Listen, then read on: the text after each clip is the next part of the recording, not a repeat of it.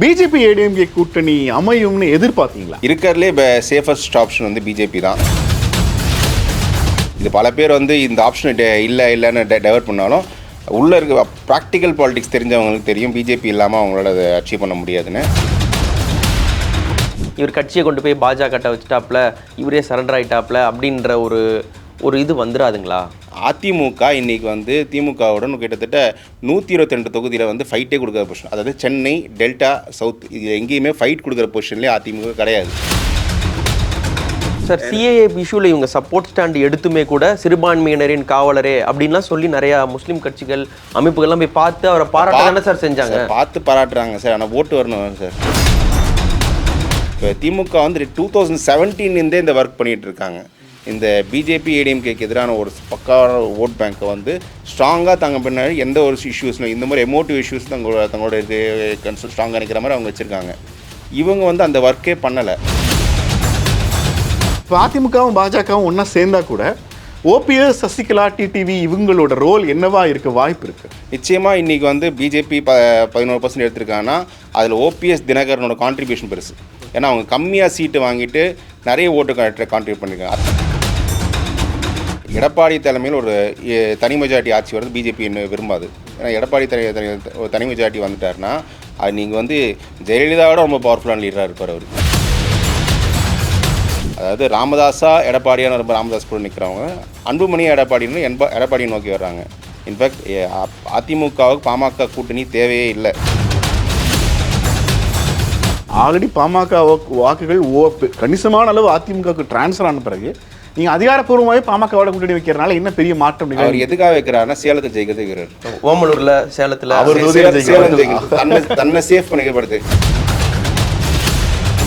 BJP Annamalai தலைமையில் ஒரு 18% எடுத்து காமிச்சிருக்காங்க. அண்ணாமலை தலைமையில், மோடி தலைமையில். கொங்கு பெல்ட் பார்த்தீங்கன்னா கோயம்புத்தூர், நீலகிரி எங்கேயுமே அந்த அணி 2வது வரல. அது தென் மாவட்டத்தில் பெருசாக வந்திருக்கு. அப்படின்னா அவங்க எந்த செக்ஷன் ஜாஸ்தியாக அது யாரெல்லாம் வந்திருக்குன்னு நம்ம சொல்லலாம். ஸோ அது எல்லாமே எடுத்து அண்ணாமலைக்கு கொடுக்கறது யாரும் கொடுக்க மாட்டாங்க. இது ஃபஸ்ட்லேருந்தே அதை சொன்னேன். டெல்லி அதில் தெளிவாக இருக்காங்க.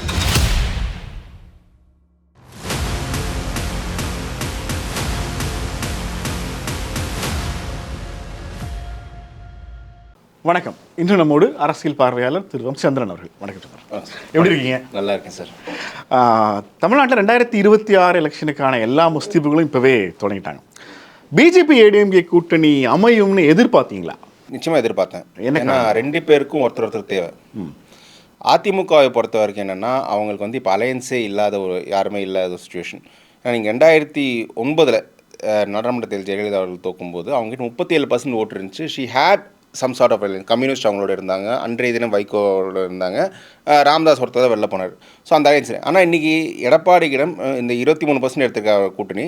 அந்த கூட்டணியில் இந்த பிரேமலதாவும் இப்போ அவங்க டிஎம்கேக்கு ஒரு கவர்மெண்ட்டை பாராட்டிகிட்டு இருக்காங்கன்ற போது அலையன்ஸ் யாருமே இல்லாத சூழலில் இருக்குது. ப்ளஸ் இந்த 20% வச்சு அவர் 45% வலிமையாக இருக்குது. திமுக கூட்டணி பிடிக்கிறது அப்படின்றத அவர் பார்க்கும்போது இருக்கிறதுலே சேஃபஸ்ட் ஆப்ஷன் வந்து பிஜேபி தான். இது பல பேர் வந்து இந்த ஆப்ஷன் இல்லைன்னு டைவர்ட் பண்ணாலும் உள்ளே இருக்க ப்ராக்டிக்கல் பாலிடிக்ஸ் தெரிஞ்சவங்களுக்கு தெரியும் பிஜேபி இல்லாமல் அவங்களால அதை அச்சீவ் பண்ண முடியாதுன்னு. ஸோ அதுதான் அவரும் வந்திருக்காரு. பாஜகவை பொறுத்த வரைக்கும் என்னென்னா அவங்களுக்கு வந்து அந்த 2014 எடுத்த ஓட்டு தான் கிட்டத்தட்ட இப்போ எடுத்திருக்காங்க. 14 வந்து அவங்க 3வது பெரிய கட்சி 5.5% எடுத்திருக்காங்க. ஸோ 14 to 16 வரும்போது அவங்க தனிச்சு போட்டியிடும்போது 5.5 இருந்துச்சு.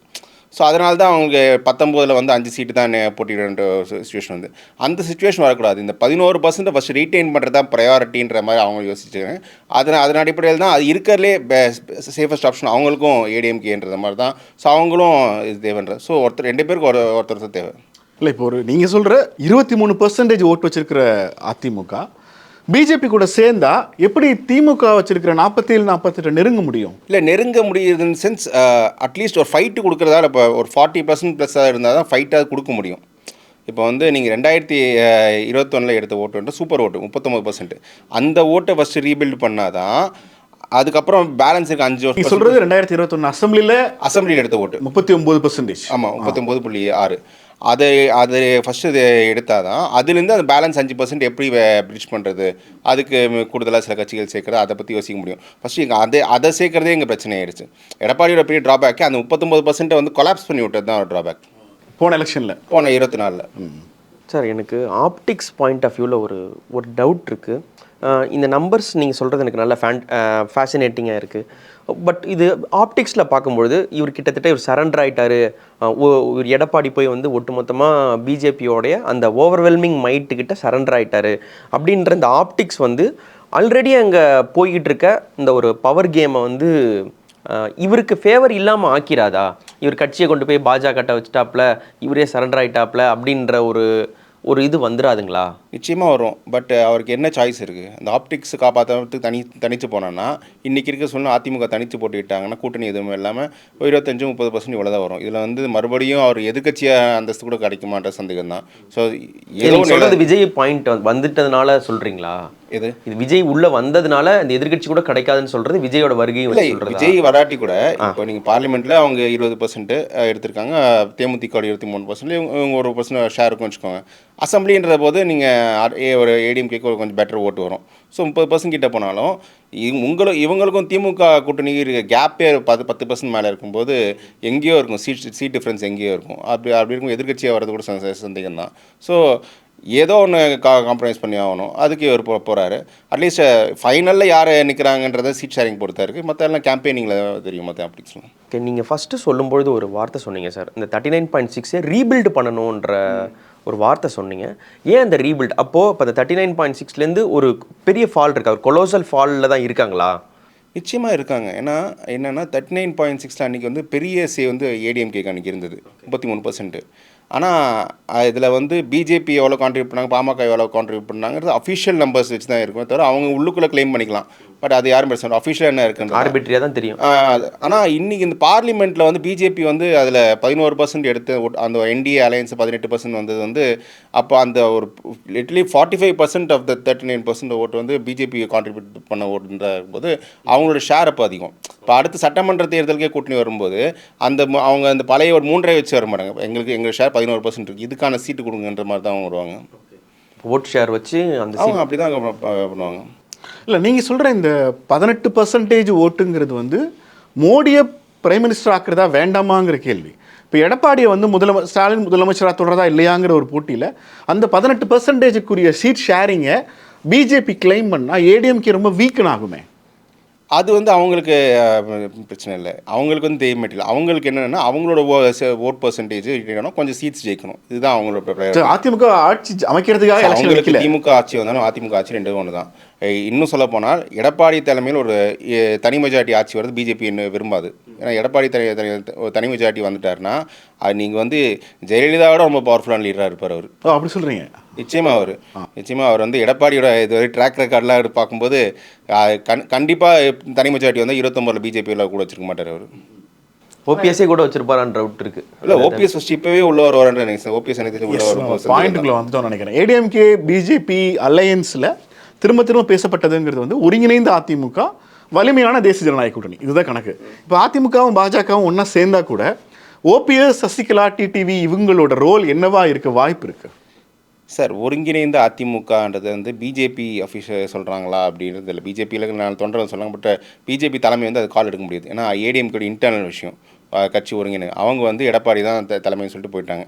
அவங்க என்ன எங்களுக்கு பிஜேபியோட டிமாண்ட் எங்களுக்கு எவ்வளோ சீட்டு கொடுக்க போகிறீங்க, எந்த சீட்டு, இது இப்படி தான் இருக்கும். நீங்கள் யார் சேர்த்துக்கோங்கன்னு அவங்க அட்வைஸ் பண்ணலாம், இவங்களை சேர்த்துக்கோங்கன்னு. பட் சொல்ல முடியும். அவங்க they cannot call the shots what happens inside. நீங்கள் சொல்கிற மாதிரி பார்த்தா எடப்பாடியை பகைச்சிக்கிட்டு கூடவே வந்த ஓபிஎஸ்க்கோ டிடிவிக்கோ சசிகலாவுக்கோ பாஜக ஒன்றும் செய்யாமல் கைவிரிச்சிருவாங்கன்னு ஒரு டோன் வருது. டிடிவி வச்சுங்க. இப்போது சசிகலா வந்து அவங்க அரசியல் இல்லை. ஓபிஎஸ் வந்து அவர் எடப்பாடியை பகைச்சிக்கிட்டு எடப்பாடியை வந்து அவர் டிச் பண்ண தான் வெளில வந்தார்.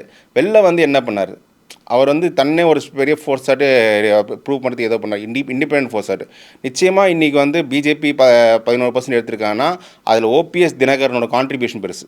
ஏன்னா அவங்க கம்மியாக சீட்டு வாங்கிட்டு நிறைய ஓட்டு கான்ட்ரிபியூட் பண்ணியிருக்காங்க. அதனால தான் நீங்கள் பார்த்தீங்கன்னா தென் மாவட்டங்களில் பெரிய அளவுக்கு அந்த அலையன்ஸ் இல்லை. நீங்கள் சொல்லாதுக்கு பதில் அதானே. ஓபிஎஸ் என்ன பண்ணார்?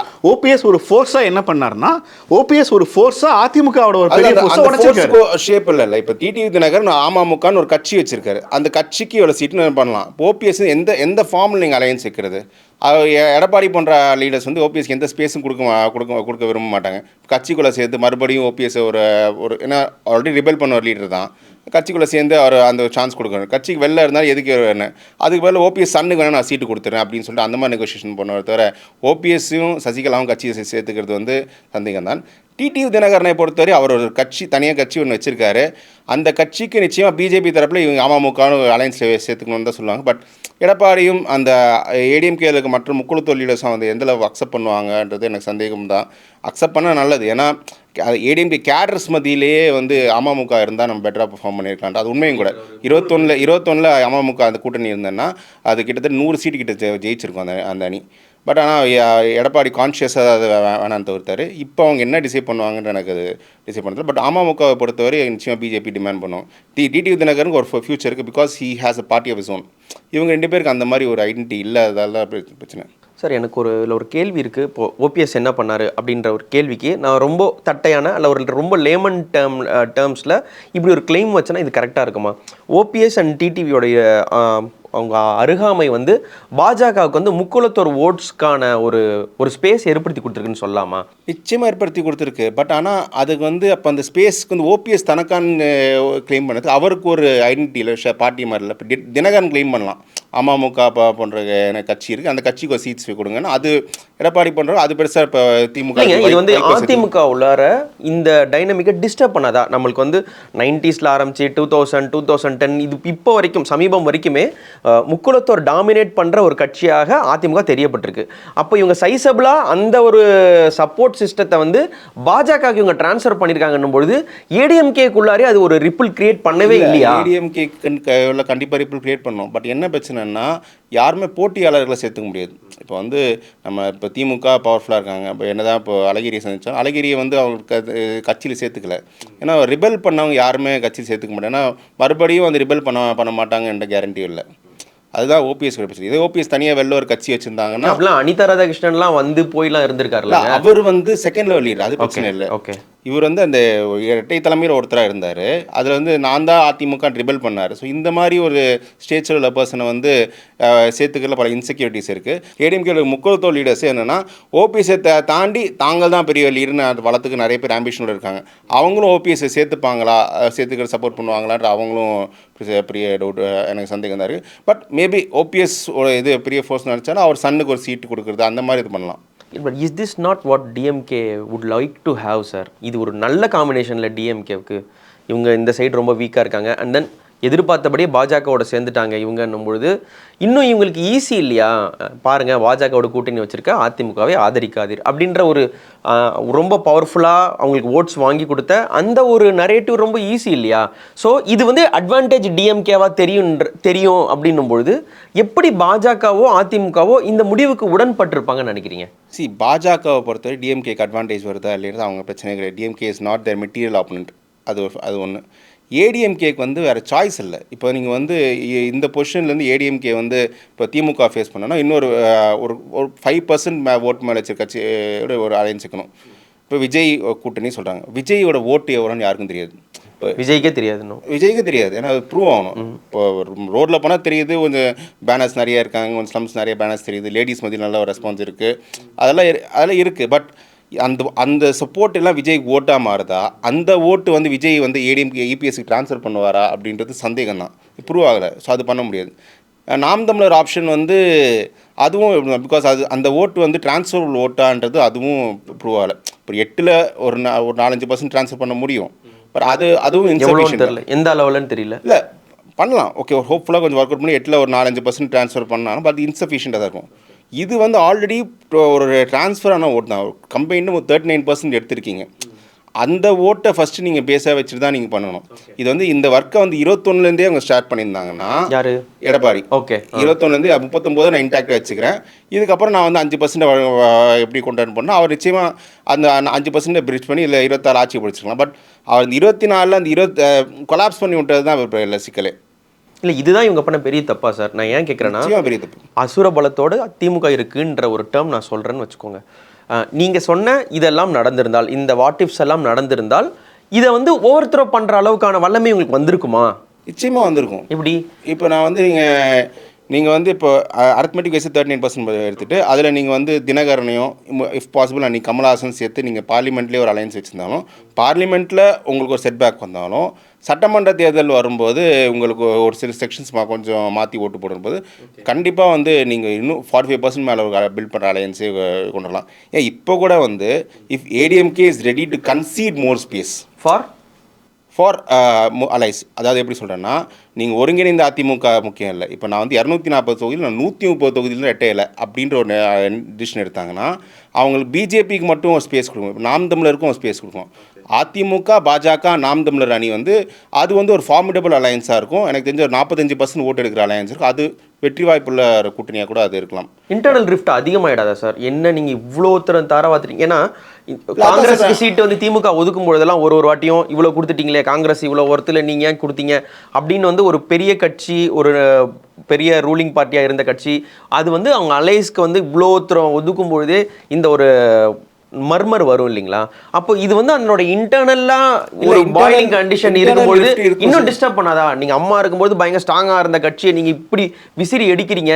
நாங்க வந்து எங்களோட கூட்டணி கட்சிகளுக்கே நாங்க தான் வந்து யார் யார் நிப்பா எவ்வளவு சீட்டுன்னு சொல்லிக்கிட்டு இருந்தோம். இன்னைக்கு நீங்க 100க்கு இது அங்க தூக்கி கொடுத்துட்டீங்கன்ற கால் வந்ததுன்னா இதை உங்களால் சமாளிக்க முடியல. இது வந்து இன்டர்னலா அவங்க ரியலைஸ் பண்ண வேண்டிய விஷயம். அம்மா இருக்கிற மாதிரி கட்சி இல்லை. இப்போ அந்த கட்சி வந்து பார்லிமெண்ட் தேர்தல் தனிச்சிங்கமா 44% எடுத்த கட்சி அது இப்போ 20% தான்றப்ப அது அவங்க யதார்த்தத்தை புரிஞ்சுக்கணும். நம்ம வரையுமே இல்லை. இன்னும் ஸ்ட்ரைட்டாக சொல்கிறேன் சார், இங்கே கலை யதார்த்தம் 21 ரிசல்ட் வச்சு சொல்கிறேன். அதிமுக இன்றைக்கி வந்து திமுகவுடன் கிட்டத்தட்ட 122 தொகுதியில் வந்து ஃபைட்டே கொடுக்குற பொசிஷன், அதாவது சென்னை டெல்டா சவுத் இது எங்கேயுமே ஃபைட் கொடுக்குற பொசிஷன்லேயே அதிமுக கிடையாது. இது அந்த கட்சியில் இருக்கவங்களே இப்போ ஒத்துக்க வேண்டிய விஷயம். நீங்கள் டெல்டா மாவட்டம் எடுத்துக்கிட்டிங்கன்னா 4 பேர் தான் போராடி ஜெயிச்சாங்க. யார்? சி விஜயபாஸ்கர் ஜெயிச்சாங்க, வைத்தியலிங்கம் ஜெயிச்சார், ஓஎஸ் மணியன் காமராஜ் ஜெயிச்சார். ஸோ 4மே 3 எக்ஸ்மினிஸ்டர்ஸ், ஒரு பவர்ஃபுல்லாக அதுக்கு முன்னாடி எக்ஸ்மினிஸ்டர்ஸ். ஸோ இந்த மாதிரி ரிசோர்ஸ்ஃபுல்லான லீடர்ஸாக ஜெயிச்சிருங்க, மற்ற லீடர்ஸ் ஜெயிக்கல. ஸோ அவங்க சோஷியல் பேக்லாஷ் அங்கேயே வந்துருச்சுன்னு புரிஞ்சுக்கணும். சென்னையில் ஒயிட் வாஷ் ஆயிருக்கு மொத்தமாக. ஆமாம், அப்படி இருக்கும்போது இது அதிமுக பலவீனமாக அடைஞ்சிருக்குன்னு அவங்களே இன்டர்னலாக ஒத்துக்கணும். செகண்ட் லெவல் லீடர்ஸ் ஒத்துக்கிட்டாங்க. அது இப்போ கேட்ரஸும் கொஞ்சம் பேரை ஒத்துக்கிட்டு தான் செய்யணும். இப்போ 100 சீட்டு ஒதுக்குறாங்கன்னா அப்போ 100 சீட்டில் பார்த்தீங்கன்னா 75 சீட்டை நான் சொன்ன இந்த ரீஜன்ஸ்லாம் எடப்பாடி ஒதுக்குவார், அதெல்லாம் எடப்பாடி கரெக்டாக பண்ணுவார். ஸோ அப்படி இருக்கும்போது தே ஹாவ் டு. எனக்கு இதுலேருந்து தான் சார் கேள்வி. இப்போ இவங்க செகண்ட் லெவலில் புரிஞ்சுக்கிட்டாங்கன்னு சொல்கிறீங்க, தொண்டர்கள் புரிஞ்சுக்கிட்டாங்கன்னு சொல்கிறீங்க. இப்போ ஒரு பெரிய லேக்குனே இருக்குது. அந்த லேக்குனேவை ஃபில் பண்ற மிஸ்ஸிங் பீஸ் பிஜேபி தானா? இது எப்படி எலெக்ஷன்? நம்ம எங்க எல்லாருக்குமே தெரியுமேங்க, பிஜேபி வந்தா ஓட்டு வந்துடாது டக்குன்னு. ஒருங்கிணைந்த அதிமுகவாலே கொண்டு வர முடியாத ஒரு ஓட்டை எப்படி வந்து ஒன்றுத்துக்கும் பெருசா ஜோபிக்காத ஒரு பாஜக கொண்டு வந்துடும்? இது வந்து ரொம்ப கிரவுண்ட் லெவல்ல இருக்கிறவங்களுக்கு இந்த ஒரு ஐயப்பாடு இருக்கும் இல்லைங்களா? இல்லை, கிரவுண்ட் லெவல்ல நம்ம இது பாலிடிக்ஸ் புரியாத சில பேருக்கு அப்படின்னு நினைக்கலாம். ஓகே, பட் எப்படி பொலிட்டிகேஷன் நடந்திருக்குன்றது அவங்க கொஞ்சம் ப்ராடர் மைண்ட் செட் பார்க்கும்போது இது பிஜேபியால் என்ன பெனிஃபிட்னு புரிஞ்சுக்கணும். இது வந்து என்னென்னா, இப்போ வந்து இது வந்து ஒரு டிஎம்கே கட்டி வச்ச அலையன்ஸ்ன்றது it's more than political arithmetic, it's social arithmetic. Okay, எப்படி elaborate? It's more of Dalits, minorities, ஒரு சில ஓபிசிஸில் ஒரு ப்ரிடாமினன்ட் செக்ஷன் ஆஃப் ஓட்ஸ் இதெல்லாம் வச்சு தான் தே ஹவ் பில்ட் பெரிய சோஷியல் கோலிஷன் இருக்குது. இதை வந்து நீங்கள் பீட் பண்ணும்போது தலித் மைனாரிட்டி காம்பினேஷன் நீங்கள் உடைக்கணும்னா ஓபிசி கான்சல்டேஷன் பண்ணாதான் நீங்கள் பண்ண முடியும். ஜெயலலிதா இருந்தால் இதுதான் பண்ண. Jayalalithaa master the art of consolidating the OBCs. இதை வந்து அதிமுக பண்ணணும்னா அவங்களோட காஸ்ட், இவங்க வந்து காஸ்ட் கான்ட்ரடிக்ஷன்ஸை டைல்யூட் பண்ணி ஒரு இந்துத்வான்ற இந்த மைண்ட் செட்லேயே வந்து அதர் காஸ்ட்டை எடுத்து ஓபிசி இண்டூஸை போலிடைஸ் பண்ணுற மாதிரி ஒரு ஃபேக்டர் இருந்தால் தான் பண்ண முடியும். அதுக்கு பிஜேபி அவங்க தேவை. இப்போ பிஜேபி ப்ளஸ் பிஜேபியோட பெரிய 2 அலையன்ஸ்னு நிற்கும்போது 40% ப்ளஸுக்கு 2 அலையன்ஸ் நிற்கும்போது போலரைசேஷன் நிறைய ஆகும். இதில் வந்து விஜய், சீமான் போன்ற ஆல்டர்னேட்டிவ் ஃபோர்ஸஸ் வந்து பலவீனம் அடையலாம். அதுலேயும் கொஞ்சம் அவங்க பெனிஃபிட் ஆகும். இப்போ சென்னை போன்ற ரீஜனில் இப்போ திமுக வேண்டான்னு நினைக்கிறவங்க ஆல்டர்னேட்டிவாக இருக்கிற பெரிய அலையன்ஸ் தான் ஆட்டோமேட்டிக்காக ஓட்டு வந்துடும். ஸோ இது போன்ற ஏரியாஸ் நிறைய பெனிஃபிட் ஆகும். இல்லை, எந்த வகையில் பிஜேபியால் நீங்கள் சொல்கிற ஓபிசி கன்சாலிடேஷனை கொண்டு வர முடியும்? அவங்க வந்து எடப்பாடி மீது உள்ள காஸ்ட் கான்ட்ரடிக்ஷனை டைல்யூட் பண்ணலாம். எடப்பாடி இது வந்து இந்த குறிப்பிட்ட ஒரு சமூகம். இல்லை, இன்னும் தெளிவாக கேட்குறேன். நீங்கள் சொல்கிற இன்னைக்கு எலெக்ஷன் நடந்தால் 122 தொகுதிகளில் திமுகவை எதிர்க்கிறதுக்கு அதிமுகவால் முடியாதுன்னு நீங்கள் நம்புறீங்கல்ல? அந்த 122 தொகுதிகளில் எங்கே பிஜேபியால் சப்போர்ட் பண்ண முடியும்? டெல்டாவில் பிஜேபி சப்போர்ட் பண்ண முடியுமா? சென்னை ரீஜனில் சப்போர்ட் பண்ண முடியுமா? அதான் நான் சொல்கிறேன். நீங்கள் 122 தொகுதி என்னன்னா பைப்போலராக கொண்டு வரணும். பைப்போலராக கொண்டு வந்து எடப்பாடி மீது உள்ள காஸ்ட் கான்ட்ரடிக்ஷனை கொஞ்சம் குறைச்சிட்டு ஒரு சில இதங்களில் நீங்கள் சொல்கிற கால்குலேஷனில் பாமக அதிமுகவோட சேர்றதுல வெஸ்ட்ல ஓரளவுக்கு ப்ளஸ் இருக்கு, சென்னை, திருவள்ளூர், காஞ்சிபுரத்தில் ஓரளவுக்கு ப்ளஸ் இருக்கு, வடகாடுல ஜெயங்கொண்டம், மீன் சுருட்டி, ஆனா இந்த ஏரியால ஆல்ரெடி திமுக பிளஸ் விசிகாங்கிற ஒரு காம்போ மதில் சுவர் மாதிரிலாம் நிக்கிறாங்க. இதை நீங்க எப்படி பிரேக் பண்ணுவீங்க? இல்ல நான் பாமக அதிமுக அது வேற வேற, அது வந்து அந்த வட தமிழ்நாட்டு பாலிடிக்ஸ். இல்ல நீங்க ஓபிசி கன்சாலிடேஷன் நீங்க ஒரு நினைக்கிறீங்க ஓபிசி கன்சாலிடேஷன், அதுல பாமகவுக்கு ஒரு ரோல் இருக்கு. ஆனா பிஜேபிக்கு ரோல் எங்க? அதான் சொல்றேன். பிஜேபி என்னன்னா, நீங்க வந்து இந்த ஹிந்துத்வான்ற அடிப்படையில் இந்த காஸ்ட் கான்ட்ரடிக்ஷன் மாதிரி ஹிந்துஸா ஓட்டு போடலாம், ஹிந்து பேக்லாஷ்ன்ற அந்த ஒரு பாயிண்ட் ஆஃப் வியூ அது வந்துச்சா? அது ஏதோ ஒரு ஃபேக்டர் கொண்டு இந்த வேல் யாத்திரை போன்ற இதெல்லாம் கொஞ்சம் அது கொண்டு வரணுன்ற எடுத்துக்கிட்ட முயற்சி தான். அதுக்கு ஓரளவுக்கு வந்துட்டு அவங்க கிளைம் பண்றாங்க. பட் இன்னமும் இது வந்து என்னன்னா ஒரு கொஸ்டின், இந்த இவங்களோட காஸ்ட் கான்ட்ரடிக்ஷன் டைல்யூட் பண்ணிட்டு இந்த பைப்போலர் கான்டெஸ்ட்டாக கொண்டு வரணும். அப்போ நீங்கள் சொல்ல இந்த ஆன்டி இன்கம்பன்சி இந்த மாதிரி இஷ்யூஸில் இந்த ஆட்சி வேணான்றதுக்கு இவங்க தான் இதில் நாங்கள் எல்லாருக்கான கட்சி இதுன்னு, அது எல்லா ஹிந்துக்களுக்கான கட்சின்னு சொல்லிட்டு இவங்க நரேட்டிவ் எடுத்து கொண்டு வரலாம். ஏன் இப்போ சீமான் மாதிரி ஆளுங்க சேர்ந்து நம்ம தமிழராய் ஒன்றிணைவோம், தெலுங்கரா தமிழரா இந்த அப்படின்ற ஒரு நரேட்டிவ் கூட எடுக்கலாம். நீங்க சொல்றதுல இருக்கிற நீங்க சொல்றது அதிமுக கான்ட்ரடிக்ஷன்ல இந்துக்களாய் ஒன்றிணைவோம்னு எடப்பாடி எப்படி சொல்லுவாரு? இல்ல அப்படி சொல்லுவார். அவர் சொல்லி தான்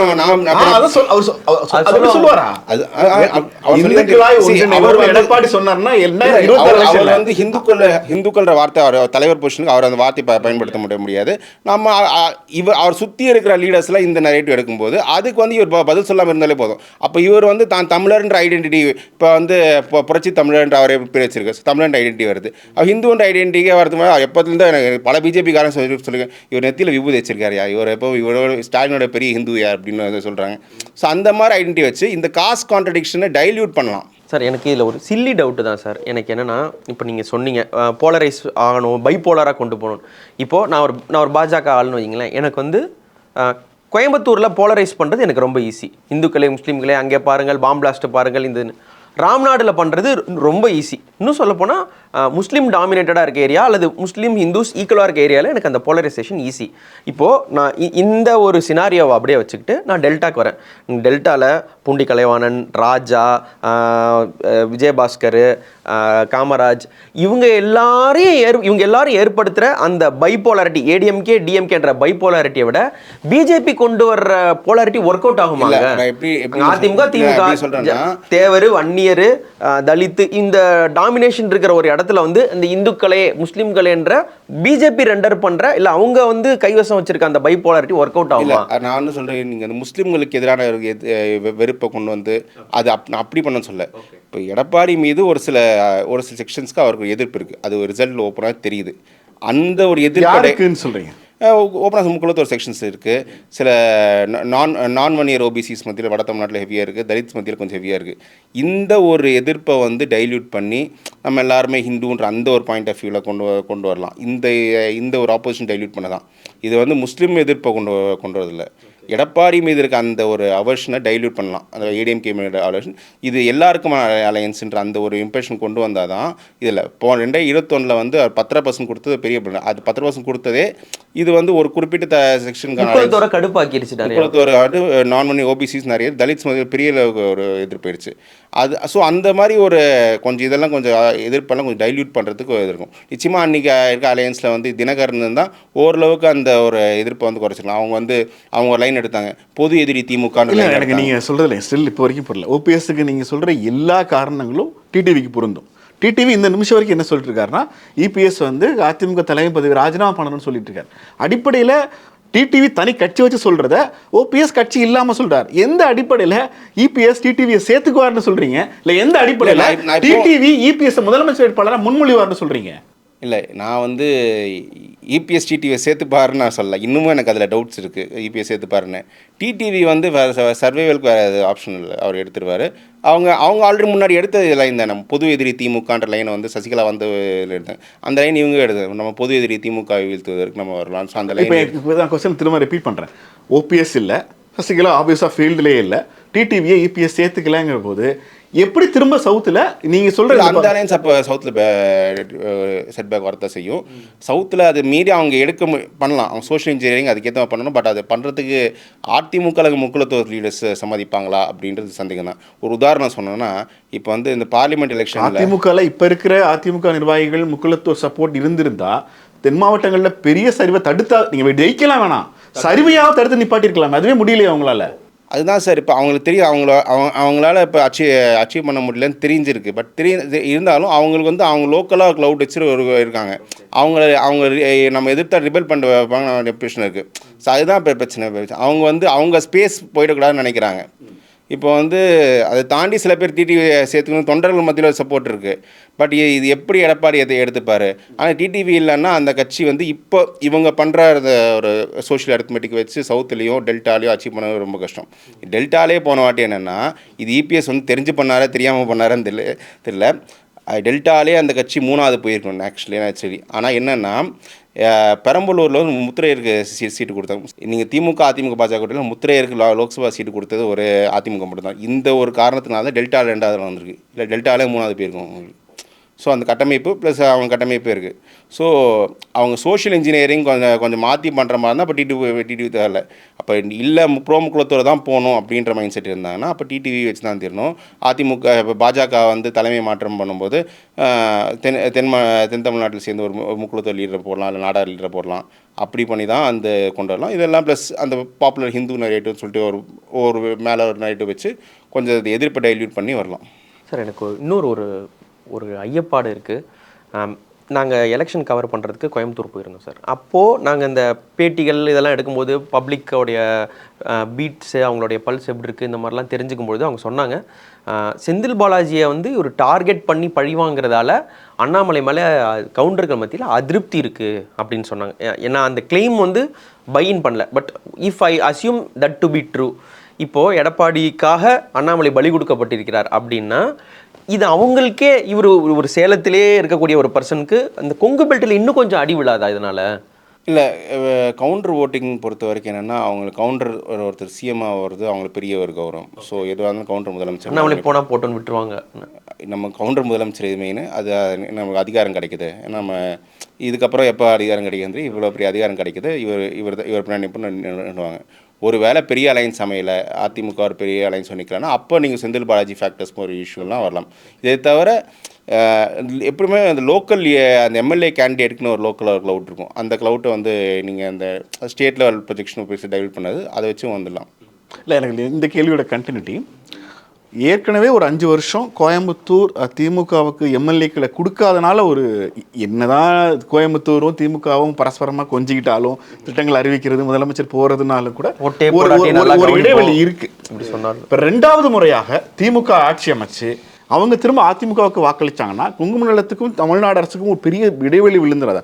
நாங்கள் நிர்வாகிகள்கிட்ட பேசுகிற போது ஒரு லோக்கல் எம்எல்ஏக்கள் எல்லாருமே அதிமுகவாக இருக்காங்க. உள்ளாட்சி தேர்தலில் ஜெயிச்சாலுமே கூட திரும்ப கோயம்புத்தூருக்கு ஒரு அமைச்சரை நம்ம இப்போ வரையும் கொண்டு வர்றதுல ஒரு பெரிய சிக்கல் இருக்குது.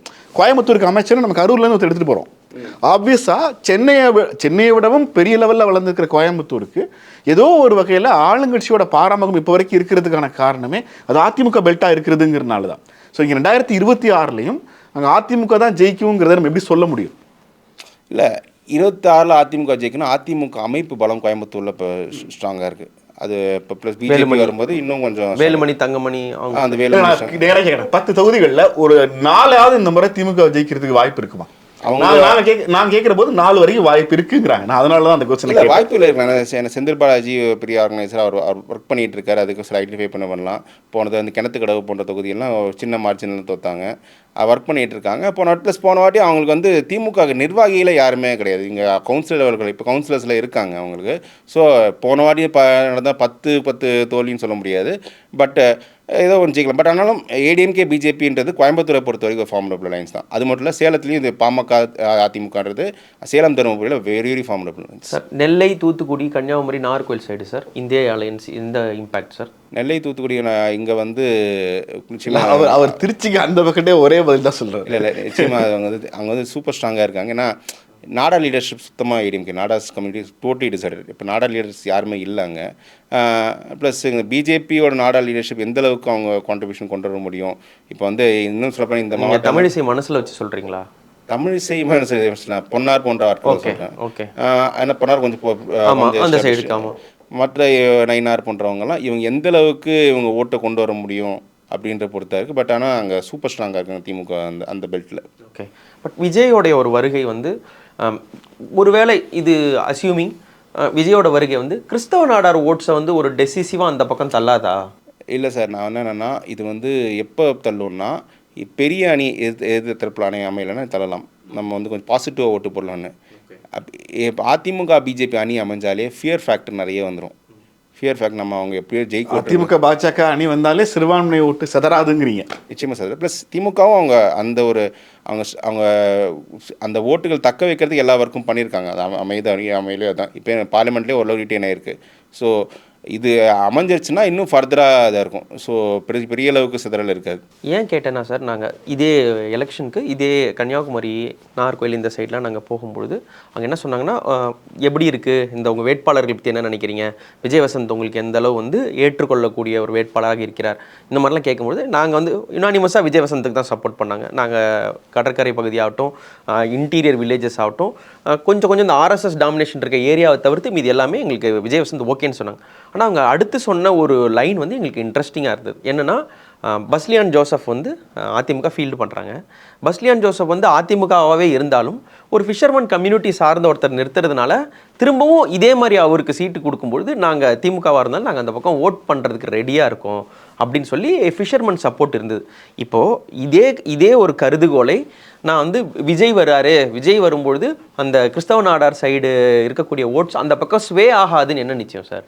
சார் அது வந்து அதை சொல்கிறேன். இப்போ நீங்கள் ஃபிஷர்மேன் கம்யூனிட்டி எடுத்தது வந்து அவங்களுக்கு வந்து பொலிட்டிக்கலி டிப்ரைட் ஆஃப் பவர். அவங்க அதிகாரம் கிடைக்கல, ஏதோ கிடைக்கணுன்றதுக்காக அவங்க டிமாண்ட் வச்சுருந்தாங்க. அதுவே ஆக்சுவலி இந்த தேர்தலில் ஓரளவுக்கு டைல்யூட் இருக்குது. ஏன்னா அந்த இப்போ விளவங்கோடு தொகுதியில் வந்து காங்கிரஸ் கேண்டிடேட் ஃபிஷர்மேன் கம்யூனிட்டின்றதால நீங்கள் நல்லா படுத்து பார்த்தீங்கன்னா 21 தேர்தலில் 21 நாடாளுமன்ற தேர்தலில் நாம் தமிழர் எடுத்த ஓட்டு கன்னியாகுமரி லோக்சபாவில் பாருங்கள், அதை விட இவங்க சட்டமன்ற இப்போ எடுத்த ஓட்டு கம்மி. ஏன்னா அப்போ மீனவர்கள் நாம் தமிழர்கள் ப்ரொட்டஸ்ட்டாக போட்டவங்க நிறைய பேர் வந்து they come back to science. So அவங்க வந்து கொஞ்சம் சோஷியல் இன்ஜினியரிங் அதுக்கேற்ற மாதிரி தான் பண்ணணும். அந்த கிறிஸ்டியன் நாடார் ஓட்டுன்னு. பட் கிறிஸ்டியன் நாடார் தான் மோஸ்ட்லி கேண்டிடேட்டாக போடுவாங்கன்றது குளச்சல் கிளியூர் போன்ற தொகுதியில் நிற்கிறாங்க. ப்ளஸ் இப்போ 13 இந்த 3 தொகுதியில் அப்படி தான் நிற்கின்ற போது பெரிய அளவுக்கு அது ரிப்பலாக வராது. எப்போ வரும்னா பெருசாக ஃபைட் இல்லைன்ற போது நம்ம விஜய் மேலே வரட்டும், யங்ஸ்டர்ஸ் பெரிய அளவுக்கு வரணும். விஜய்க்கு வர ஓட் மோஸ்ட்லி அன்ஆர்கனைஸ்டாக தான் இருக்கும். பெரிய அலைன்ஸ் இல்லைன்னா ஃப்ளோட்டிங் ஓட்டு அந்த பக்கம் போகணும். ஆமாம், youngsters, first time voting women overall இது வந்து குறிப்பிட்ட இந்த செக்ஷன் தான் வரும்னு நம்ம சொல்ல முடியும். ஒரு அன்ஆர்கனைஸ்ட் ஓட்டாக தான் இருக்கும். நீங்கள் ஒரு குறிப்பிட்ட செக்ஷன் இருக்குன்னா அவர் கேண்டிடேட்ஸ் அப்படி போடணும். அதோட போடுறாரான்றது நம்ம தெரியல. ரொம்ப உங்களோட ரைட்டப்ஸில் படிக்கும்போது ஆன்டி இன்கம்பன்சிங்கிற ஒன்று இல்லை அப்படிங்கிறத திரும்ப எஸ்டாப்ளிஷ் பண்ணுறேன். அதாவது ஆன்டி இன்கம்பன்சி ஓட்டிங் பர்சன்டேஜுங்கிறது வந்து ஒரு எலெக்ஷன் ரிசல்ட்டை மாற்றுறதுக்கு பயன்படாது. பியூர்லி வந்து அது அலையன்ஸ் அரித்மேட்டிக்ங்கிறது தான் நீங்கள் நம்புறீங்களா? நிச்சயமாக நம்புறேன். அது எப்படி ஒரு அரசுக்கு எதிரான மனநிலை ஆட்சியை மாற்றாது நீங்கள் நம்புறீங்க?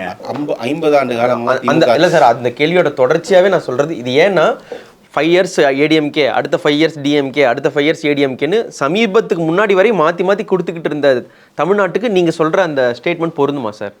சார் நிச்சயமாக பொருந்தும் சார். ஏன்னா 50 வருஷமாக இந்த 2 கட்சிகளை மக்கள் பார்த்துட்ருக்காங்க. எல்லாரை விட மக்களுக்கு இந்த 2 கட்சிகளை பற்றி நல்லா தெரியும். ஸோ திமுக கட்சிகளுக்கு மக்களை பற்றியும் தெரியும். திமுக சரியில்லைன்னா அதிமுக இவங்கெல்லாம் கோவப்பட்டு அதிமுக நல்லாட்சி கொடுப்பாங்கன்னு சொல்லி எதிர்பார்க்கறது வந்து. அப்போ திமுக மேலே இருக்க கோவத்தில் தானே ஓட்டு போடுறாங்க. அவரு வம்சி வந்து இதை மறுக்கிறாருன்னா, இதற்கு முந்தைய ஒவ்வொரு முறை ஆட்சி மாற்றத்தின் போதும் அது முந்தின ஆட்சி சரியில்லைங்கிறதுக்காக போடப்பட்ட ஓட்டு இல்லை. அந்த தேர்தலில் கழகங்கள் அமைச்ச கூட்டணி ஆட்சி கொண்டு வந்திருக்கே தவிர ஆட்சி நிர்வாகத்துக்கு எதிரான மக்கள் ஓட்டால் அது மாறலைங்கிற. மக்கள் வந்து ஓரளவுக்கு திமுக ஆட்சினா இப்படி தான் இருக்கும், அதிமுக ஆட்சி தான் இப்படி தான் இருக்குன்ற மைண்ட் செட் வந்துட்டாங்க.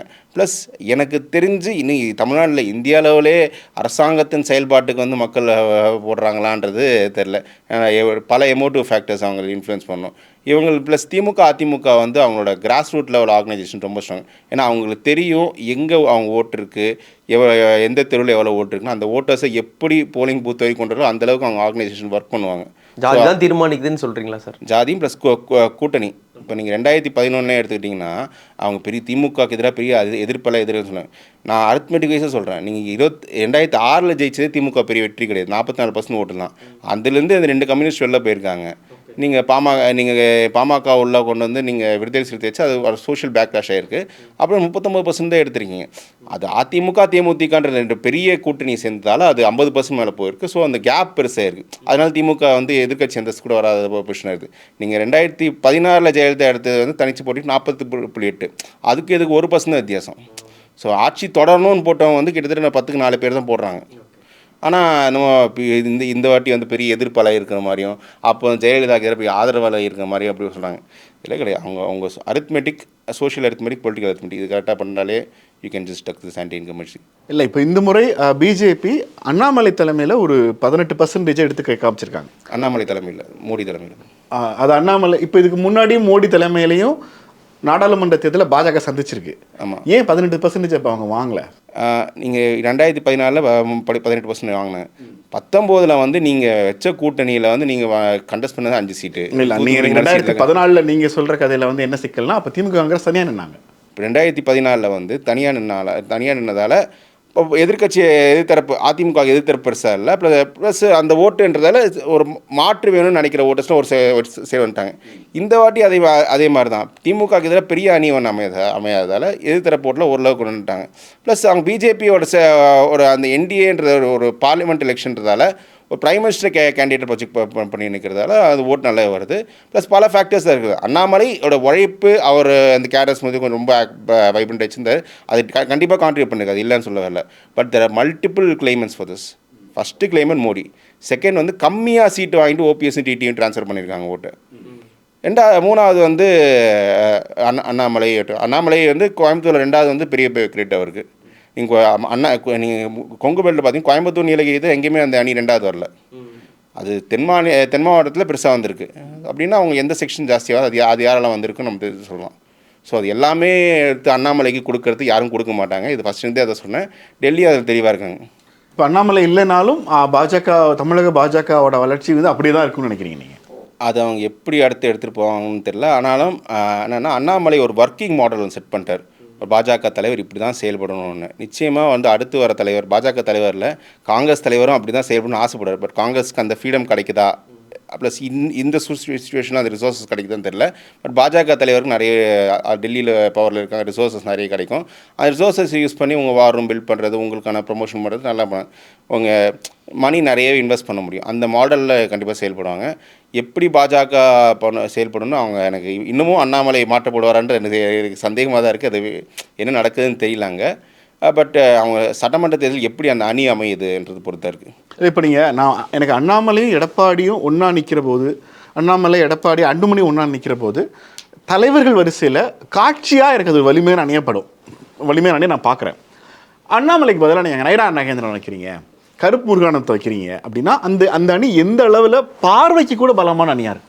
நீங்கள் ஃபஸ்ட்டு அண்ணாமலை எடப்பாடி ஒன்றா இருக்கிறத வச்சாலே இது வந்து ஈஸியாக இன்னொரு தரப்பில் வந்து இது வந்து ஒரு ஜாதிக்கான கூட்டணி அப்படின்ற அது கொடுத்து ப்ளஸ் 10% கொடுத்துருக்காருன்ற அந்த ஒரு பிளாக்லாஷே அது மற்ற ஏரியாஸ் இப்போ நயினார் வைக்கிறதால இது நாங்கள் எல்லாமே பிராமணன் செக்ஷன்ஸ் எல்லாம் இருக்காங்க, சரத்குமார் சேர்த்துக்கலாம் அப்படின்னு பிராமணன் செக்ஷன் நிறைய பேர் இருக்கும் அப்படின்ற அந்த ப்ரொஜெக்ஷன் கொடுக்கலாம். நயினார் அங்கே வைக்கிறதன் மூலமாக அதிமுக இழக்கிற ஓட்டுக்களை நயினார் வாங்கி கொடுத்துருவாரான்னு ஒரு கேள்வி இருக்குல்ல. அது அவங்க ஒர்க் பண்ணணும். இப்போ திமுக 2024 என்ன வாங்கலாம்னு நமக்கு தெரியுமே. இல்லை, அதிமுக இலக்க ஓட்டு நயினார் மட்டுமே இல்லை. நயினார்ன்றது ஒரு ஃபேஸ் தான். நாங்கள் வந்து முக்குளத்தூரில் இங்கே இருக்காங்கன்னு அவங்க டிடிவி வச்சுக்கிட்டு இன்னும் வந்து சீட் செலெக்ஷன் எப்படி பண்ணுறாங்கன்னு பொறுத்து அப்போது வந்து நீங்கள் வந்து இப்போது திமுக ஆட்சி இப்போ பிடிக்கலை அப்படின்னு நினைக்கிற அந்த செக்ஷன்லேயே இருப்பாங்கள்ல, இவங்க கன்வின்ஸ் பண்ணி ஓட் போடலாம். இப்போ நயினாரும் போடாமல் ஃபுல்லாக நீங்கள் எடப்பாடி அண்ணாமலை அப்படின்னு போயிட்டுன்னு வச்சுக்கோங்களேன், நாங்கள் எடப்பாடி ஓட்டு போட திமுக ஓட்டு போடலாம் அப்படின்னு நினைக்கிற மாதிரி இருக்காங்க. நயினாரால் ஓபிஎஸ் டிடிவி எல்லாம் சரிசமப்படுத்த முடியுமா தென் மாவட்டங்களில்? அது அந்தளவுக்கு ஓபிஎஸ் எனக்கு இன்னும் தெரியல. அவருக்கு அந்த கட்சி இல்லை, அவர் எப்படி அவரை அக்காமடேட் பண்ணணும்னு எனக்கு தெரிஞ்சது வந்து ஓபிஎஸ் அதிகபட்சம் அவர் மகனுக்கு இதை ஒரு வாங்கி இது பண்ணலான்னு. டிடிவி வந்து மகனுக்கு கூட எங்கே வாங்குவார்? தேனியில் தான் வாங்க, போடி நாய்க்கு இல்லை, யார்கிட்ட வாங்குவார்? அது அதிமுக எடப்பாடி கொடுக்க வாய்ப்பு இருக்குங்கிறீங்க? அது கொடுக்கலாம், மகனுக்குன்னு கொடுக்கலாம். ஏற்கனவே எம்பி வர ஒரு ஸ்டாண்டிங் அது கொடுக்கலாம், அது எடப்பாடி கொடுத்துருவார். நீங்கள் டிடிவியை பொறுத்தவரை என்னென்னா ஆக்சுவலி என்னென்னா அவருக்கு வந்து சட்டமன்ற அவர் வந்து அதிகமாக சீட்ஸ் கண்டெஸ்ட் பண்ணாத காரணம் என்னென்னா அவங்க வந்து நிறைய ஸ்பெண்ட் பண்ண ரெடியாக இல்லை, அதனால தான் நிறைய சீட்ஸ் கண்டெஸ்ட் பண்ணலன்னு. ஆக்சுவலி அவங்களே சொன்ன நிறைய ஆஃபர் பண்ண ரெடியாக தான் இருந்தாங்க பிஜேபின்னு.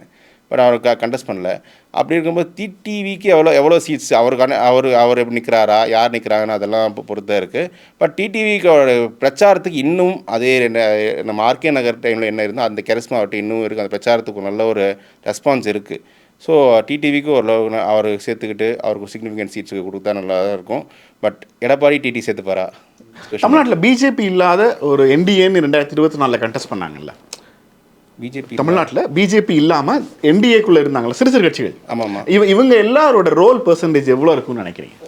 பாமகன்றது ஒரு ஷ்ரிங்கிங் பார்ட்டி தான். இப்போ அந்த பொசிஷன் இது வந்துருச்சு. ஏன்னா அவங்க வந்து 2024 அது எஸ்டாப்ளிஷ் ஆகிடுச்சு. நீங்கள் பிஜேபி 23 சீட்டில் கண்டெஸ்ட் பண்ணுற இடத்துல 10 சீட்டு 2வது வராங்க.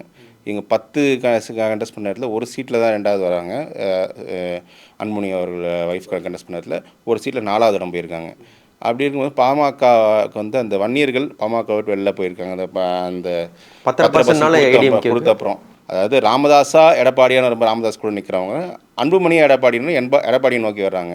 இன்ஃபேக்ட் அதிமுகவுக்கு பாமக கூட்டணி தேவையே இல்லை இப்போ இன்ஸ்டியூஷன். அதை நானும் கேட்க வந்தது என்னன்னா, ஆல்ரெடி பாமக வாக்குகள் கணிசமான அளவு அதிமுகவுக்கு டிரான்ஸ்ஃபர் ஆன பிறகு நீங்கள் அதிகாரப்பூர்வமாகவே பாமகவோட கூட்டணி வைக்கிறதுனால என்ன பெரிய மாற்றம்? அவர் எதுக்காக வைக்கிறாருன்னா சேலத்தை ஜெயிக்கிறார். ஓமலூர்ல சேலத்தில் அவர் தன்னை சேஃப் பண்ணிக்கப்படுது. அவர் எடப்பாடி பண்ணுற தவறே ஸ்டார்டிங்லேருந்து இவர் தன்னை ஸ்டெபிலிட்டி 10% கொடுத்தாரு பாமக சேர்த்துக்கிட்டு. இதுதான் அவர் மற்ற இடங்கள்ல பேக்கரி. இப்போவும் பாமக ஏன் சேர்த்துக்கிறேன், சேலம் தருமபுரியில் எங்கேயும் பிரச்சனை வந்துக்கூடாது, தன்னோட பெட்டில் ஜெயிச்சு தன்னை யாரும் கேள்வி கேட்டுக்கூடாதுன்னு நினைக்கிறாரு. அதுக்காக கூப்பிடுறாரு. பிஜேபி இதை ரியலைஸ் பண்ணியிருக்காங்களா சார்? இப்போ டக்குன்னு வந்து கவுண்டர்கள், இப்போ தமிழ்நாட்டில் இருக்கவங்களுக்கு கவுண்டர்களுக்கும் வன்னியர்களும் இருக்கக்கூடிய அந்த சட்டில் டிஃப்ரென்ஸ் தெரியும். இப்போ ஒரு நார்த் இந்தியன் பர்ஸ்பெக்டிவில் இது வந்து டக்குன்னு பார்க்கும்போது, இப்போ சவுத் ஆர்காட்டில் நார்த் ஆர்காட்லேயும் வன்னியர் எல்லாருமே கவுண்டர்னு தான் சொல்லுவாங்க. படையாச்சி, கவுண்டர், வன்னியர், இந்த பிரிவினைலாம் இவங்களுக்கு தெரியாமல் கவுண்டர் அப்படின்னு மட்டும் ஒற்றைப்படையாக பார்த்துட்டு Annamalai as a big force, Edappadi as a big ஃபோர்ஸாக பார்த்தவங்களுக்கு இப்போ இந்த டிவிஷன் புரிஞ்சிருக்கும் இல்லையா? அட்லீஸ்ட் ஒரு 10 இயர்ஸ் ட்ராவலில் நிச்சயமாக புரிஞ்சிருக்கு. போஸ்ட் ஜெயலலிதா நல்லாவே இதெல்லாம் ரீச் ஆயிருக்கு மக்கள் மத்தியில் என்ன நடந்துட்டுருக்குன்னு. அது ஜெயலலிதா இருக்கும் தெரியல, மக்கள் யாரும் கண்டுக்கல, இப்போ நிறைய தெரிஞ்சிருக்கு. ஈஸியாக இன்னும் நல்லா ரீட் பண்ணியிருக்காங்க இவங்களோட ஸ்கெலிட்டன்னு. ஆமாம், ரீட் பண்ணிக்க எப்படி யார் கேண்டிடேட்ஸ் என்ன செக்ஷன் வைக்கிறான்னு. ப்ளஸ் அவங்களும் நிறைய ஜாதி அமைப்பெல்லாம் அவங்க வாட்ஸ்அப் குரூப்பில் கம்யூனிகேட் பண்ணிடுறாங்க. நம்ம செக்ஷன் இவர் தான் சீட்டு கொடுத்துருக்காங்க, இவங்க கொடுத்துருக்காங்க அப்படின்னு. எனக்கு தெரிஞ்சு அதிமுகவில் வந்து ஒரு விஸ்வகர்மா கேண்டிடேட்டுக்கு எங்கேயோ ஒரு ஆரணியில் எங்கே சீட்டு கொடுத்தாங்க. அது வந்து எல்லா லெவல்லையுமே அவங்க ஒரு கம்யூனிகேட் பண்ணிட்டாங்க, இவங்க கொடுத்துருக்காங்கன்னு. திமுக வந்து இந்த முறை நாடார்களுக்கு யாரும் திமுகலேருந்து கொடுக்கல அப்படின்னு, திமுக வந்து நாடாளு சீட்டு கொடுக்கலாம். இந்த ஒரு விஷயமும் நிறைய கண்டன அறிக்கையெல்லாம் அதெல்லாம் நிறைய மகாஜன சங்கங்கள் விடுறதை பார்த்துருந்தேன். ஸோ தட் அவங்க அந்த ஒரு சங்கங்களோட இதுதானே இருக்கும், அவங்களோட அக்யூமெண்ட் தானே. அவங்க இந்த செக்ஷனை வச்சு அவங்க பின்னாடி திருப்ப முடிஞ்சாங்க. ஸோ அது அந்த ஒர்க் அவங்க பண்ணிட்டு தான் இருப்பாங்க. சார், கடந்த தேர்தலில் வந்து இந்த 10.5ன்றது வந்து ஒரு டெசிசிவான ஒரு மொமெண்ட்டாக இருந்து நான் நம்புகிறேன் சார். ஓட் ஷிஃப்டிங்கில் இன்னும் சொல்லப்போனால் கட்சியோடைய இயங்கு முறையில் இப்போது இந்த பாமகலேருந்து ஒரு மைக்ரேஷன் ஆகி அதிமுக போகிறதுல இந்த 10.5ன்றது ரொம்ப பைவட்டல் ரோல் ப்ளே பண்ணுச்சுன்னு நான் நினைக்கிறேன். இப்போது மூவிங் ஃபார்வர்ட், இப்போ அடுத்து வரப்போகிற எலெக்ஷனுக்கு இந்த மாதிரியான ஒரு மொமெண்ட்டு இல்லை இந்த மாதிரியான ஒரு சினாரியோ வந்து இருக்கும், ரூல் பண்ணும், டாமினேட் பண்ணுன்னா என்ன ஃபேக்டர் சார் ரூல் பண்ணும்? இப்போ 10.5 மாதிரின்னா 2G 10.5 அந்த மீட்டரில் கேட்குறேன் சார். அடுத்த தேர்தலுக்கு வந்து இவங்க என்ன திமுக பாயிண்ட் ஆஃப் என்ன யோசிக்கிறாங்கன்னா, இப்போ அவங்க வந்து உறுதியாக நம்புகிறாங்க அதிமுக பிஜேபி கூட்டணி வர வாய்ப்புகள் அதிகம் நம்புகிறாங்க. அப்படி வந்தால் தங்களுக்கு சவாலாக இருக்கும், அந்த அரித்மெட்டிக் வைஸ் சவாலாக இருக்கும்னு ஸ்டாண்ட் நம்ப. அதனால தான் இப்போவே இந்த பிஜேபிக்கு எதிரான நைட்டு இந்த ஆன்டி ஹிந்தி ஆகட்டும், இந்த டிமானிட்டைசேஷன் ஆகட்டும், வக்பல் இப்போ எடுத்து. ஸோ இந்த ஆன்டி பிஜேபி நைட்டு கொஞ்சம் ஸ்ட்ராங்காக வைக்கிறாங்க. ஸோ அவங்க என்ன எதிர்ப்பாங்க, ஒரு இன்கேஸ் அந்த அலையன்ஸ் அமைஞ்சாலும் இந்த இஷ்யூவால் ஒரு சில அவங்களுக்குள்ள கெமிஸ்ட்ரி கொஞ்சம் பாதிக்கப்படணும் அப்படின்ற அந்த ஒரு பாயிண்ட் வைக்கிறாங்க. இதுக்கு வந்து இந்த தரப்பு வந்து என்னென்ன கவுண்டர் நரேட்டிவ் வைக்கிறதுனா, இவங்க ஃபஸ்ட்டு செட்டில் ஆனால் தான் வைக்க முடியும். இப்போ செட்டிலே ஆகாமல் வந்து இப்போ அவங்க அலையன்ஸ் கை கோத்தாங்கன்னா பேக் ஃபயர் இன்னும் பெருசாகும்ல.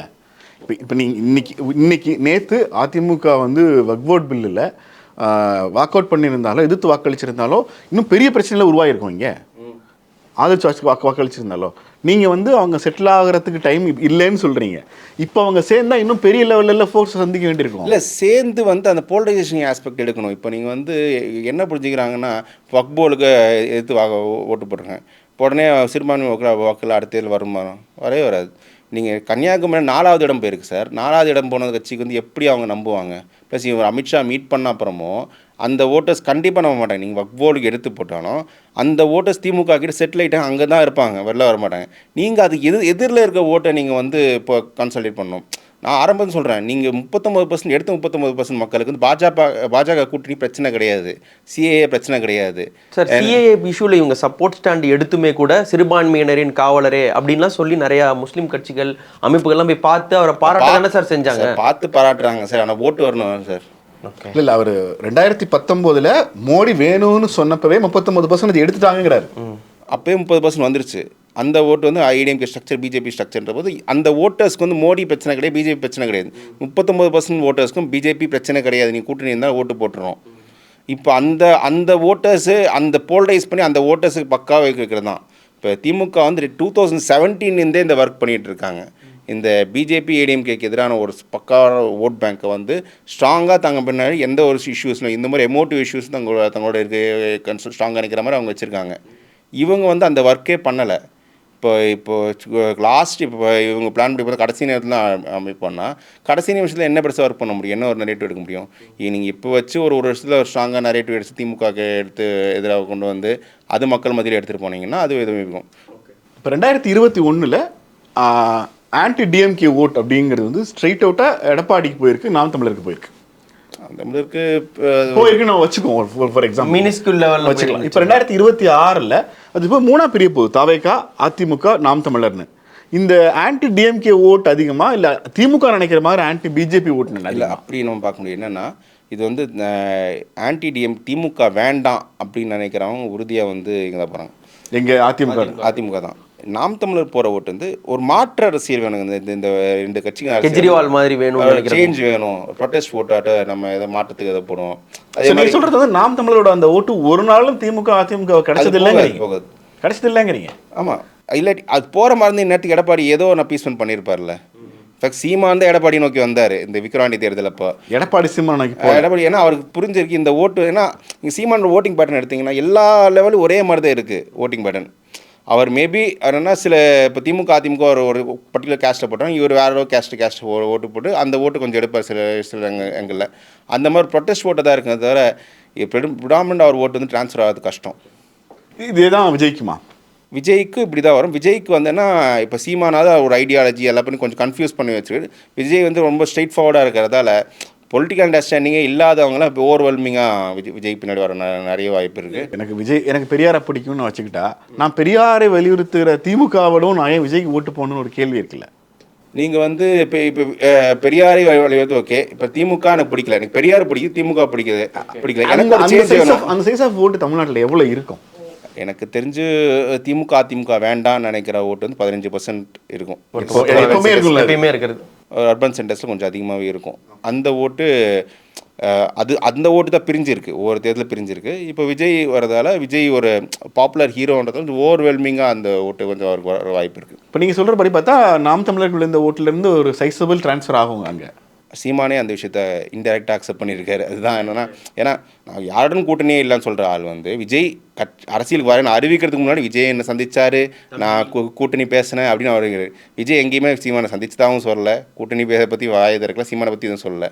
இவர் அவசரப்பட்டு ஏன் சொல்கிறாருன்னா அவர் நினைக்கிற தன்னோட ஓட்டர்ஸ் பெரிய அளவுக்கு விஜய்க்கு பின்னாடி ஷிஃப்ட் ஆகும். அவர் இப்போ சின்ன பதட்டம் நிச்சயம் பெரிய பதட்டமே இருக்கும். நம்ம நிறைய பகுதிக்கு வந்துடலாம். திமுக அதிமுக மினிமம் 2026 எத்தனை தொகுதிகளில் போட்டியிடணும்னு நீங்கள் விரும்புகிறீங்க? ஃபார் சேஃப் சைட் நேருக்கு இல்லை பொதுவாக கூட்டணிகளுக்கு ஒதுக்குனது போக அவங்க தனியாக நிற்கிறது. அதிமுக வந்து ஜெயிக்கணும் அப்படின்னு நினச்சிக்கிட்டிங்கன்னா, ஆனால் அதிமுக வந்து நீங்கள் from its day of inception வந்து நீண்ட நாட்கள் எதிர்கட்சியில் இருந்த கட்சி கிடையாது, தொடர்ச்சியாக இருந்தது இல்லை. 10 வருஷம்லாம் அவங்க இருந்தது கிடையாது, தொடர்ச்சி 10 வருஷம். இப்போ இந்த 26 தோத்தாங்கன்னா அந்த எக்ஸிஸ்டென்ஷியல் கொஸ்டின் வந்துடும்.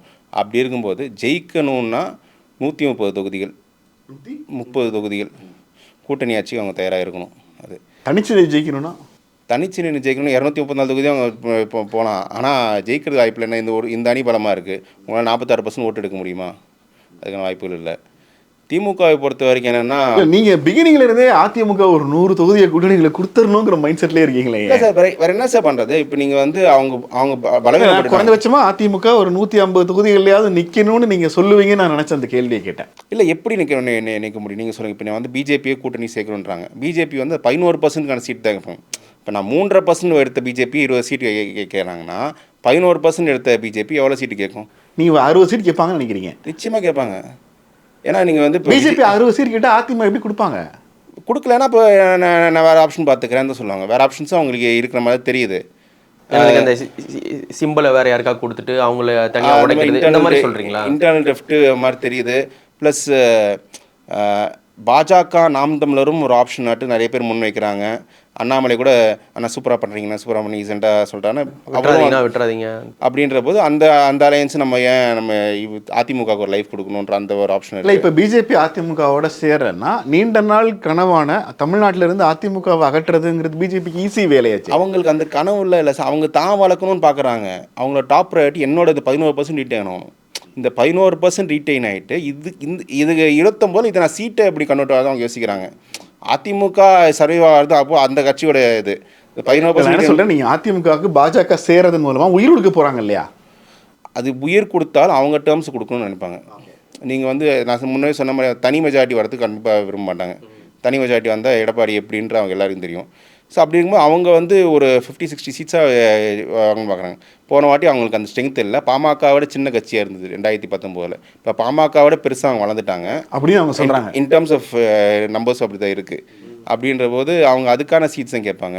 இப்போ 2011 விஜயகாந்த் இருக்கும்போது 10%க்கு 40 சீட்டு கொடுத்தாங்க. பட் அன்றைக்கி விஜயகாந்த்கிட்ட ரிசோர்ஸஸ் கம்மியாக இருந்ததால் 41 கம்மி. ஜெயலலிதா வேறு சில சப்போர்ட்லாம் பண்ணியிருப்பாங்க. இப்போ பிஜேபின்ற கட்சிக்கு ரிசோர்ஸஸ்லாம் பிரச்சனை கிடையாது. இன்ஃபேக்ட் பிஜேபி ரிசோர்ஸஸ் தான் அதிமுக தேவை. ஏன்னா ஒரு ரூலிங் பார்ட்டியாக இருக்கும்போது உங்களுக்கு என்ன சார் அரசாங்க agencies and ruling party power அதுதானே சொல்கிறேன். அதுதான் மென்ஷன் பண்ணுறேன். ஏன்னா அவங்க கோட் ஆஃப் கண்டக்ட் இருக்கும்போது அவங்க பல விதங்களில் ஹெல்ப் பண்ணும். அதுதான் இப்போ நாயுடு கூட அதுதான் மெயினாக பெனிஃபிட்டாக இருக்காரு. ஸோ அதுக்காக இப்போ அதிமுக தேவை அப்படின் போது அவங்க 50+ சீட்ஸ் கண்டிப்பாக கேட்பாங்க. நீங்கள் நாம் தமிழர் கூட்டணியில் சேர்க்கறது அந்த கட்சிக்கு நல்லது. ஏன்னா சென்னை போன்ற பகுதிகளெலாம் அவங்க ஓட்டு எடுக்கணும். இப்போ அர்பன் சென்டர்ஸ் வருது, நாம் தமிழர் இது அதுக்கு 25-30 சீட்டு அவங்க கன்சிடர் பண்ணுறது தப்பு இல்லை. ஸோ அப்படி ப்ராடர் மைண்ட் செட் பாமக கட்சி இருக்காங்க. அது எனக்கு என்னோட இது தேவையில்லை.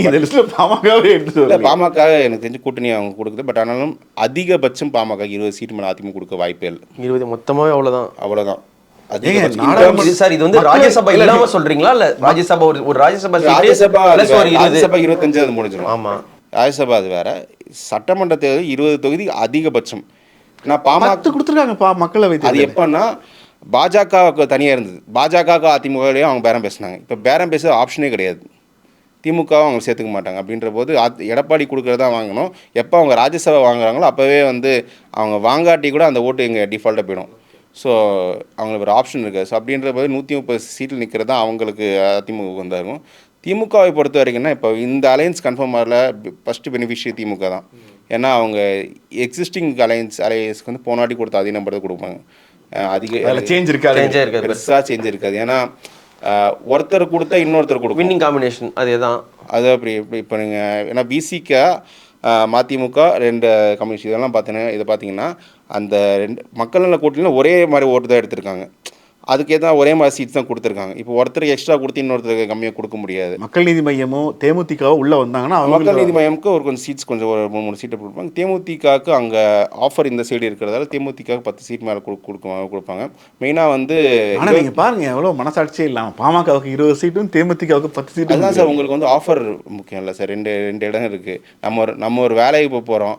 இன்னொரு ஆஃபர் வச்சு பேசும்போது நம்ம எவ்வளோ சம்பளம் கேட்கலாம், வேறு ஆஃபர் இருக்கும்போது எவ்வளோ சம்பளம் வித்தியாசம் இல்லை. அதே மாதிரி தான் அவங்க இப்போ தேமுதிகவுக்கு வந்து நிச்சயமாக கேட்பாங்க. ப்ளஸ் வந்து இப்போ 25 ஜூலையில் நமக்கு இந்த 6 ராஜ்யசபா அதில் வந்து அதிமுக 1 பாமக 1 கொடுத்துரும். திமுகவில் வந்து கமல்ஹாசன் 1 திமுக 3 வந்துடும். 26ல் 6 இந்த 6 ராஜ்யசபாக்கள் 26 ஏப்ரலில் ஆகல. இந்த 6 எங்கெங்கே போகுதுன்ற அதுவும் பிளேன். அதிமுக எனக்கு தெரிஞ்சு ரெண்டுமே கூட்டணி கட்சிகளுக்கு கொடுக்க வாய்ப்பு, பிஜேபிக்கு 1 இன்னொரு கட்சிக்கு 1 கொடுக்க வாய்ப்புகள் இருக்குது. திமுகவும் எப்படி அதை பண்ணுறாங்க, ஒன்று காங்கிரஸ் கொடுத்தே கொடுப்பாங்க. ஸோ திமுக கூட்டணியில் பெரிய லெவலில் தொகுதிகள் எண்ணிக்கையில் மாற்றம் இருக்காது. ஆமாம், திமுகவும் ஒரு அரௌண்ட் 170 சீட்ஸ் கண்டெஸ்ட் பண்ண வாய்ப்பு இருக்குது. இப்போ நீங்கள் உங்கள் கணக்குப்படியே 170 தொகுதிகளில் உதயசூரியனும், எதிரணியில் 100 தொகுதிகளில் ரெட்டை இலை இல்லை. இது எவ்வளோ சரிசமமான ஃபீல்டிங்? இது இது இந்த காமன் நீங்களே எப்படி சொல்லுங்க எனக்கு சார். ஒரு 170 தொகுதியில் உதயசூரியன் நிற்குது, அந்த பக்கம் ஒரு 100 தொகுதியில் ரெட்டை இலை இல்லைங்கிற ஒரு சூழ்நிலையை இது எப்படி லெவல் பிளேயிங் ஃபீல்டிங் கரெக்டாக இருக்கும்? 100 நான் இதுக்காக தான் அந்த கேள்வி கேட்டேன். 170 உதயசூரியன் நிற்கிதுன்றத இல்லை சார், நீங்கள் தொடர் தோல்வியில் இருக்கீங்க.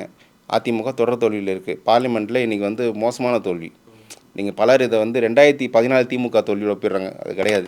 2014 திமுக தோல்வி அடிக்கும்போது சென்னையில் ஒரு தொகுதியிலும் 3வது போல. ஆனால் அதிமுக இன்னைக்கு கோயம்புத்தூரில் 3வது போயிருக்கு. எந்த தொகுதியிலுமே அன்றைக்கி திமுக 1 லட்சம் மாமலைங்கிறனால 3வது போயிருக்காங்க.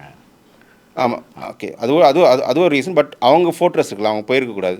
அதிமுகன்றது அன்றைக்கி வந்து திமுக எந்த தொகுதியிலும் 1 லட்சம் ஓட்டு கம்மியாக இல்லை. இன்றைக்கி மூணு தொகுதியில் 1 லட்சம் ஓட்டு கம்மியாக போயிருக்குன்றது வந்து நாம் தமிழரோட குறைச்சி கன்னியாகுமரியில் போனது பெரிய எம்பாரஸ்மெண்ட். ஸோ அந்த பொசிஷனில் இருக்க கட்சின்றது கொஞ்சம் திமுகவே நீங்கள் வந்து நீங்கள் 2006, 2011 அந்த 130 அந்த நிமிஷம் கண்டெஸ்ட் பண்ணாங்க. அவங்க வந்து கொஞ்சம் நிறைய அலையன்ஸ் வேணுன்ற அந்த மைண்ட் செட் அப்ரோச் தான் எடுக்கணும் அதிமுக. ஏன்னா திமுக அலையன்ஸ் இன்டாக்டாக இருக்கும். அது அரௌண்ட் 45% எடுத்துரும். எனக்கு 42% குறையாது திமுக. என்ன நம்ம அப்படின்றப்போ நீங்கள் 45 டார்கெட் பண்ணி ஒரு அலையன்ஸ் பில்ட் பண்ணால் இதுதான் பண்ணி ஆகணும். பார்க்கலாம் சார். எலெக்ஷன் முடிஞ்ச பிறகு இல்லை எலெக்ஷன் நெருங்கும் கூட்டணிகள் உருவான பிறகு திரும்ப உட்காந்து பேசுவோம் சார். நன்றி. நன்றி சார்.